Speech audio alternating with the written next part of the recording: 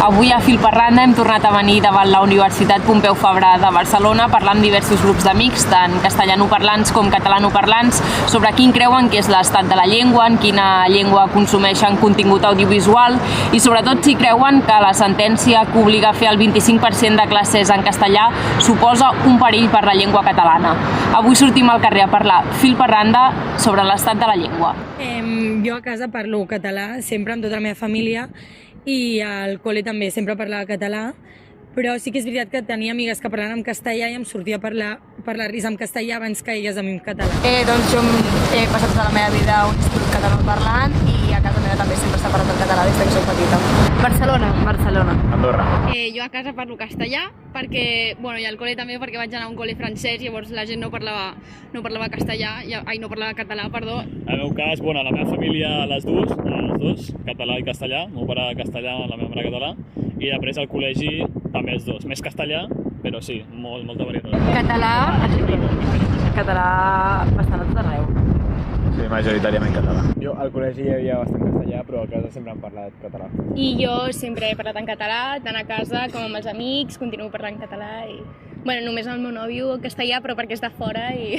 Home, jo crec que el català en general sí que s'està perdent, o sigui, en general últimament jo amics meus que amb tota la vida he parlat en català, últimament els hi surt molt parlar en castellà i tenir xerrades en castellà i tot. Crec que és molt important que continuem tenint la immersió lingüística perquè, jo ara m'he posat a treballar a una escola als migdies amb nens petits i, no sé, trobo molt heavy a les classes. M'agradaria que algun polític anés a totes les escoles i veiés realment, o jutges, perdó, quin és el nivell de català perquè és molt poc. Tots els nens en parlen en castellà i al final quan algú et parla en castellà jo també en sé, llavors acabo responent en castellà i és molt difícil fer el canvi i estar tota l'estona parlant en català amb gent que et parla en castellà, no? Jo crec que amb la reforma que és encara més clar el català. Més que era perquè a les aules és com s'imposava, ja parlaves català per defecte, i si ara tampoc es parla allà, s'acabarà parlant. Però també perquè molta gent és de fora. O sigui, molts pares no són... no és que parlin els nens en castellà, sinó que són d'altres països, llavors crec que la gent que ve de fora aprèn abans el castellà que el català, llavors fa que també amb els nens petits, doncs suposo que a casa parlin en castellà o entre les famílies, però sobretot per això, perquè la gent és de fora, no només perquè la gent decideixi parlar castellà, sinó perquè, per això, no sé. Era com el lloc on aprenien a parlar català bàsicament en les aules, i si a les aules ja s'implementa aquest factor que et fa parlar més en castellà, la gent acabarà agafant el costum de parlar castellà molt. És veritat que els amics que tinc que a casa només parlen castellà, encara que a l'aula han donat català i tot, ja han parlat català, és veritat que no el dominen, quasi no el parlen. Hem parlat tant sempre en català i ens hem criat tant com amb el català d'una forma 100% quotidiana i sempre al nostre entorn que se'm fa com raro pensar que pugui desaparèixer o que pugui haver-hi gent que no el parli o que no. Se'm fa raro, no sé, si jo al col·le, la uni, els amics, tot sempre ha sigut en català i pensar que de sobte desapareixerà i que la gent ja no parla català, penso, no, si tothom parla català, perquè tothom que jo conec parla català. Però sí que hi havia molta gent, i que a la universitat m'ho he trobat molt també, que al no fer més català, perquè la uni la fan tota en castellana, algunes, no saben parlar català. Sí, deia una mica com perquè sí que és real, un procés molt llarg, evidentment, no ara, però que si continua a haver-hi com aquesta pressió sí que s'acabarà eliminant. Jo havia fet molt poc català i ara estic aprenent bastant més català, no sabia expressar-me en català i he viscut tota la meva vida aquí. O sigui, vaig com començar a anar més a l'esplai, i a l'esplai sí que molta gent és d'Hospitalet i parla com més castellà i tal, i la gent barreja molt, llavors a partir d'allà vaig com començar a conèixer gent que parlava com molt castellà entre ella, i a partir d'allà vaig començar com a barrejar. A veure, jo mai he vist una pel·lícula en català.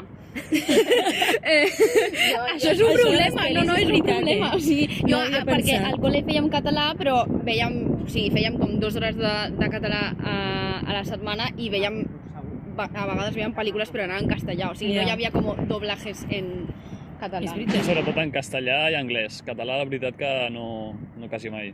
Jo no recordo haver vist cap sèrie en català. Jo crec que és superimportant, o sigui, quan hi ha hagut sèries com Pulseres Vermelles, Merlí, al final és algo que ha impactat molt als joves sobretot i ha fet que es vegi molta més tele, tele en general. També crec que és com més proper, o sigui, Merlí és com... És d'aquí. Sí. És veritat que el tema de les sèries i les pel·lícules, el contingut audiovisual, és molt important perquè, de la mateixa manera que tothom aprèn anglès, mirant sèries i pel·lis en anglès, que és més senzill perquè la majoria estan en anglès, amb el català potser, o sigui, també es podria fer, només que és veritat que hi ha bastant de menys oferta de contingut audiovisual en català. El castellà el parla Llatinoamèrica, el parlem aquí, no sé si és com el tercer idioma més parlat del món o alguna cosa així, llavors, no sé, crec que se li hauria de donar molta més importància al català només per protegir una llengua, és igual si ets independentista, no ho ets, si ets més catalanoparlant, no? Jo crec que s'hauria d'apostar per l'economia. Sí, per potenciar l'economia i que tingui a veure amb el català i fomentar-lo. Que en la fi de tot és com el motor.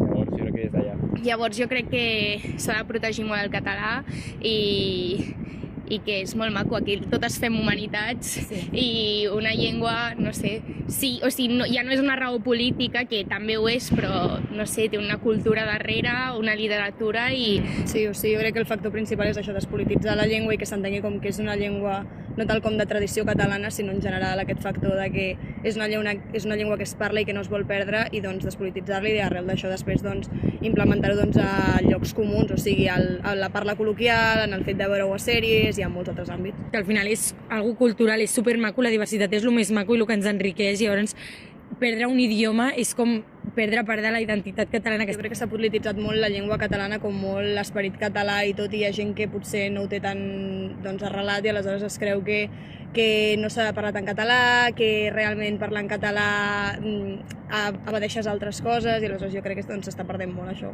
Sí, és veritat. O sigui, bueno, recentment vaig anar a Sevilla i allà sí que la sensació que es tenia des d'allà, suposo que des d'altres costats d'Espanya potser també, era que el tema del català era com algú molt recent, algú potser imposat i molt polititzat, sobretot. O sigui, hi ha un motiu, jo crec que com val preservar la llengua amb el sentiment de Catalunya i la cultura catalana i tot, està molt juntat, que tampoc em sembla malament,